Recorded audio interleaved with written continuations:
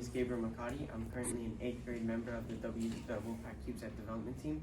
And today I'd like to discuss with you guys the different power sources of Pico satellites. In this presentation, I'm going to go over the current power sources that we usually use and a new type of battery that hasn't been used yet in space, which is the nickel-zinc battery.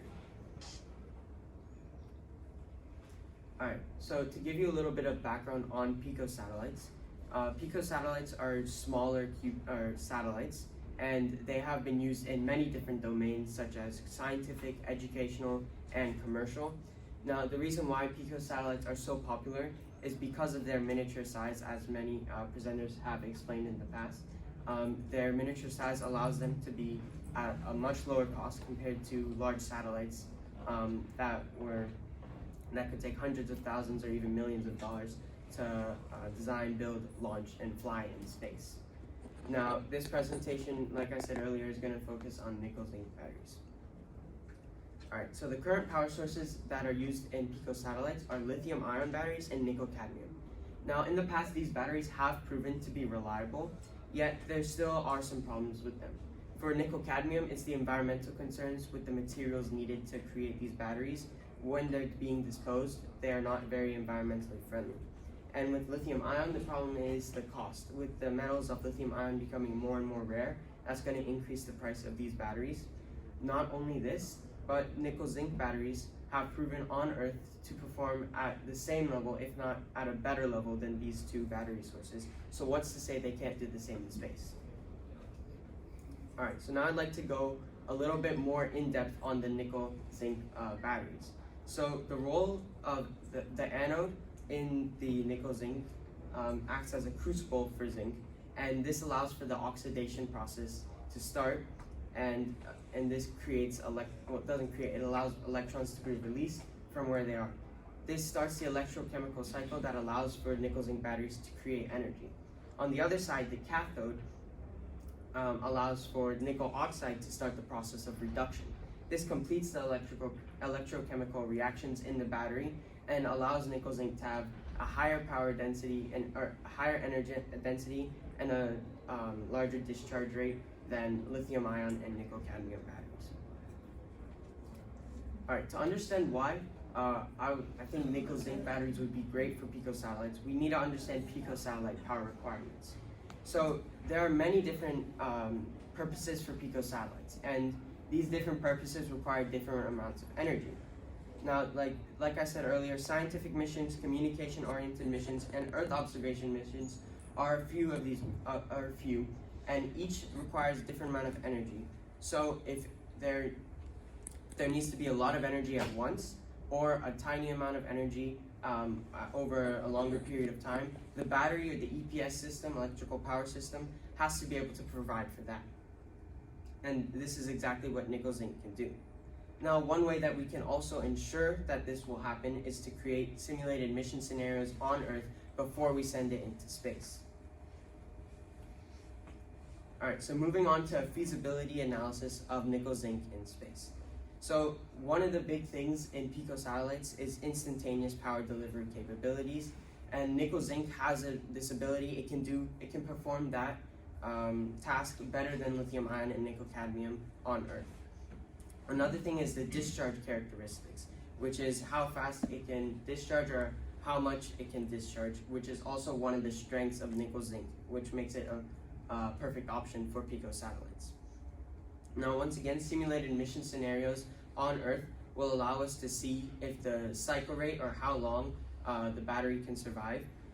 We'll be able to sustain a Pico satellite for 2 years or however many years the designer wants that satellite to be. And examination of factors such as temperature extremes will also be another very important factor, because space is a much different environment than here on Earth, with temperature extremes going to about, in low Earth orbit, temperature extremes could be negative 65 degrees Celsius all the way up to 125 degrees Celsius, which is a very large jump, and these batteries need to perform at the same level for these different temperature extremes. So some of the advancements of nickel-zinc battery technology include electrode formations. So recently research have researchers have been able to improve electroformations formulation, which has allowed for nickel zinc to have a higher discharge rate. Along with this, researchers have been able to tailor electrolyte compositions for improved performance of energy density, which means like how much energy that the battery can hold at once. And the researchers it's promising for more enhancing more factors of the nickel zinc batteries. Now, some challenges. Well, one of the biggest challenges for nickel zinc batteries, or all batteries, is dendrite formations. So dendrite formations are very bad and harmful to these batteries because of the fact that if left unchecked, they could short circuit the battery or decrease the cycle life, which means that the battery life will go down. And this is particularly bad for picosatellites because if the mission is working fine and a dendrite formation occurs, then your mission will have to be cut short, which no one wants. Now, researchers are also exploring materials resistant to these dendrite formations, along with ways to monitor dendrite. We can test this with nickel zinc batteries is rigorous testing in space conditions, as I stated before. The pressure, the temperature, and the all-around environment in space is so much different than on Earth, so there's no way that we can know if these batteries will be able to perform at the same level unless we do it here on Earth or do it in space. And there also needs to be a focus on the electrochemical behavior between the cathode and the anode during the state while they're in space, to make sure that there are no dendrite formations or anything of that nature occurring.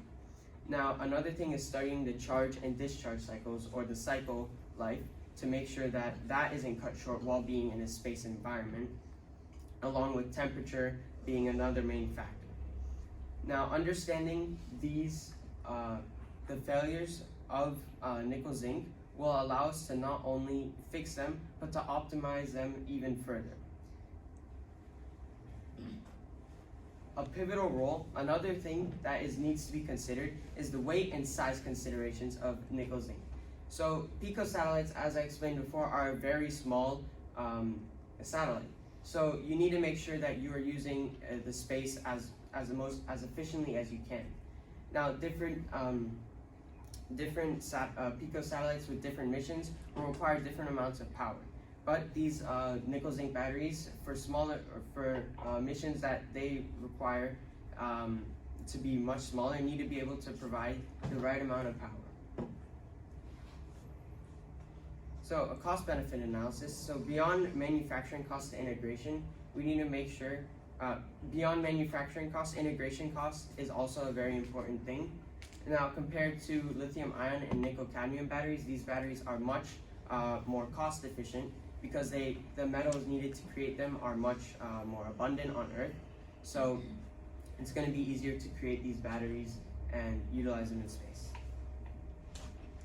So looking to the future, nickel zinc researchers are pushing the boundaries of nickel zinc batteries' capabilities, their cycle life, their energy density, along with many other things, to make sure that these batteries can perform at a very high level in space.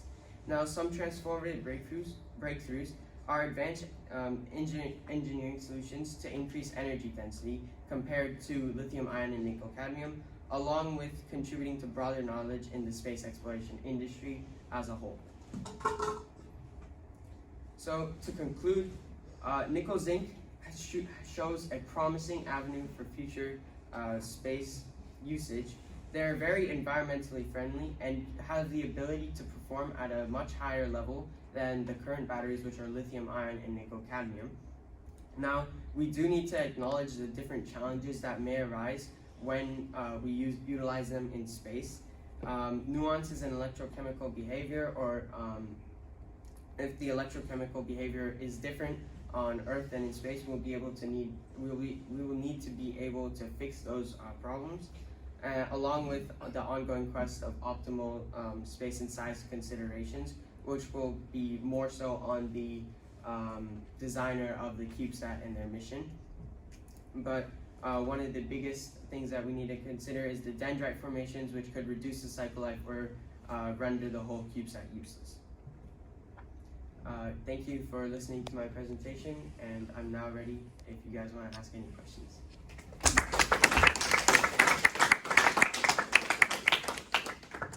Question for Gabe. Yes, sir.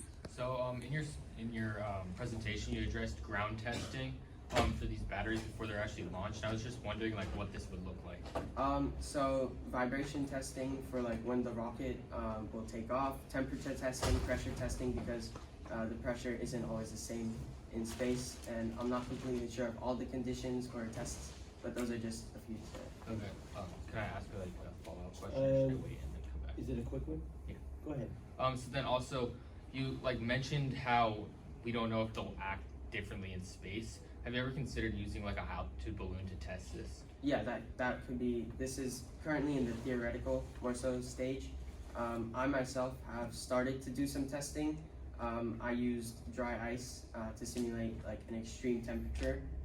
It was about negative 45 degrees Celsius that I measured, and I wanted to see if the cycle life or the battery would produce more or less energy, which it proved to not do. So, Thank you. Benji? What about the fact that there's very few particles in space to interact with these and to change the temperature of the batteries? sorry, I couldn't hear you. So the vacuum in space is very close to an absolute vacuum, and even though there are a few particles at extreme temperatures, how does just those few particles affect the batteries? Well, I'm not sure if it will or will not affect the batteries, which is why, as I stated to Tyler, this is currently in like theoretical stage.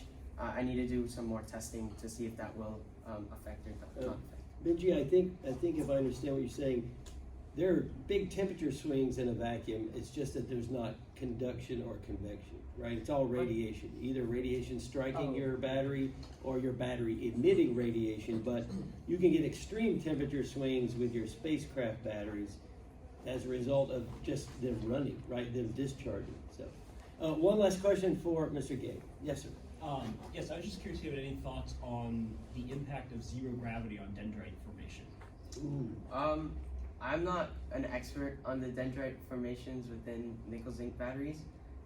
Once again, more testing. I would like to see how the zero gravity would affect. But yeah, that seems like a very interesting topic to explore.